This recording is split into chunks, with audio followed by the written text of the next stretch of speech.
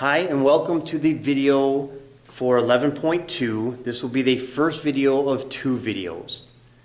In 11.2, we're going to be looking at ellipses. I'll be honest with you, 11.1 was parabolas. Not many exam questions, at least not exam 3, and rarely have I seen on the final exam a question on parabolas. It's typically the question comes from 11.2, 11.3, or sometimes now even 11.4, where it's an ellipse that gets shifted, or it's a hyperbola that gets shifted. So we're going to start out the same again with the geometric definition. This is actually kind of cool, like how an ellipse is formed. What properties does it have? So we have the following. An ellipse is the set of all points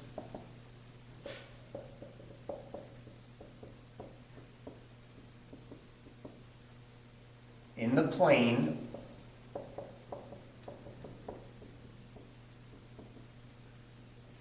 the sum of whose distances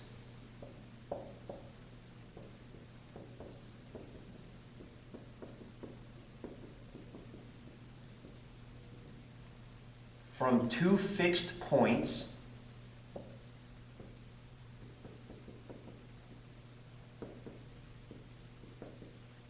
I'm going to call them F1 and F2, or as you can probably guess, foci 1, foci 2 is constant.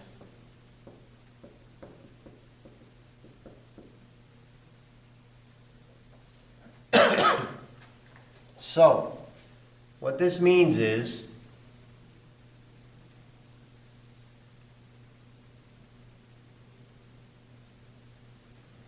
if I have this ellipse with these two foci points, or focus points, and as the plural is foci. So if I were to take a string and tie them at these 2 points, and then go out to the ellipse, the sum of those two line segments, or if you want to think about the distance of that string, is the same as if I move over this way and then come down. Or if I move way out to the edge here and then come back. So that length of the string, or the sum of those distances, is always the same. Some of you old enough to remember maybe the toy, the spirograph. If not, you can YouTube it. There's some pretty cool pictures that are made with it. It uses this idea. So this constant length, and then it gets changed over the picture, and it creates all these pretty cool images. So that's the geometric definition of an ellipse. If you want to think of it, as I said, if you have 2 points with a string attached to it, and then you took a pencil and just held it on that string until it got all stretched out, it would draw that ellipse all the way around. As far as our definitions,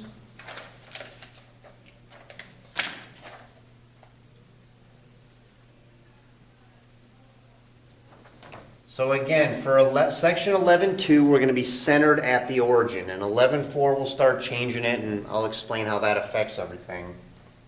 But we have our center. We have 2 focus points. Or as I said, the plural is foci. There's one here, and here's another.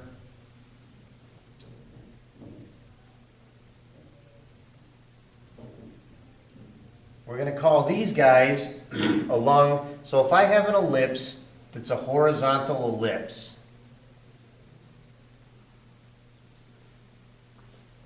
the long way is called the major axis. The short distance is the minor axis. So we have 2 axes for an ellipse. The major is the long length, minor is the little. The vertex points A are on the major axis. The vertex points B are on the short. So if this ellipse turned and it was a long, vertical ellipse, then the A's would be on the y-axis and the B's would be on the x-axis. It just depends which is the major axis. That gets the A's, the B's go on the minor axis. All right, if you need any of that, any of this writing here, go ahead and pause it. I'm going to erase because I'm going to give you the formulas now, but I want to write them side by side so you can see how things will change up a little bit.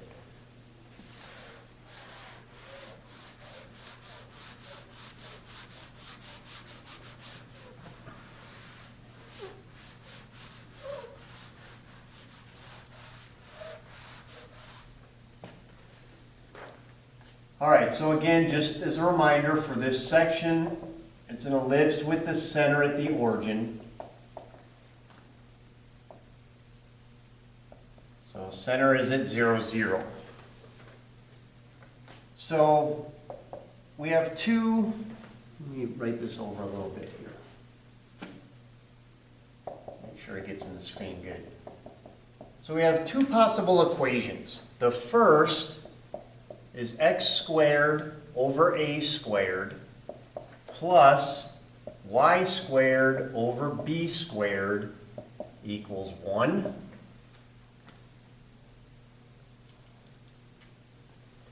And the other is x squared over a squared plus y squared over b squared equals 1. So they look the same, but in this case, A is greater than B, which is greater than 0. So they're both positive values. So I have a correction here. On this second one, it should be B squared under the x and A squared under the y squared. So please make that change. X squared over B squared plus y squared over A squared is equal to 1. And again, A is greater than B, which is greater than 0. So a couple things here before I start writing the equations out. First and foremost,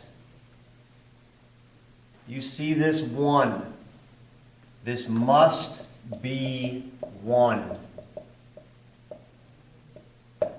on both cases.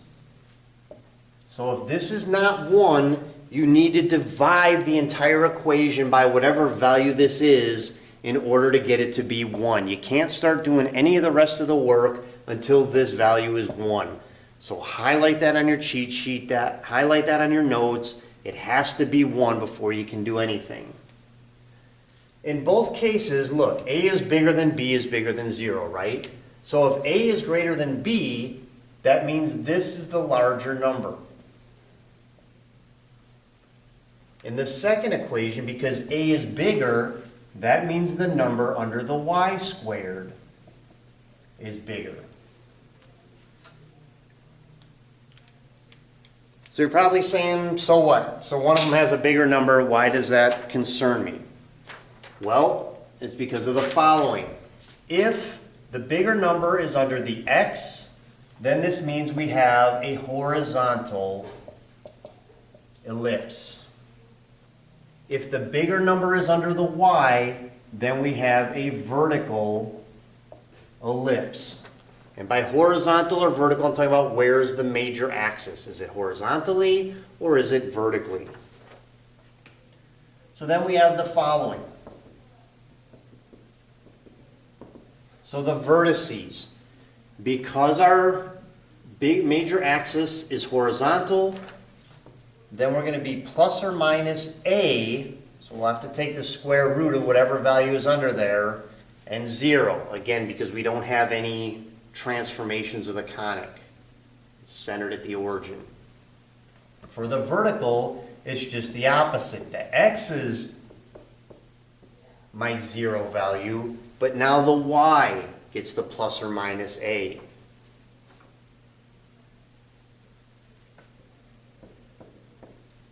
So again, the major axis is horizontal. And the length of the axis, so essentially the length of the ellipse, is 2 times A. So again, the vertices are plus or minus A. So if I'm plus or minus 5, I mean I'm negative 5 and positive 5, so the total length is 10, or 2 times 5, or 2 times 5 is 10. The major axis for the second equation is vertical,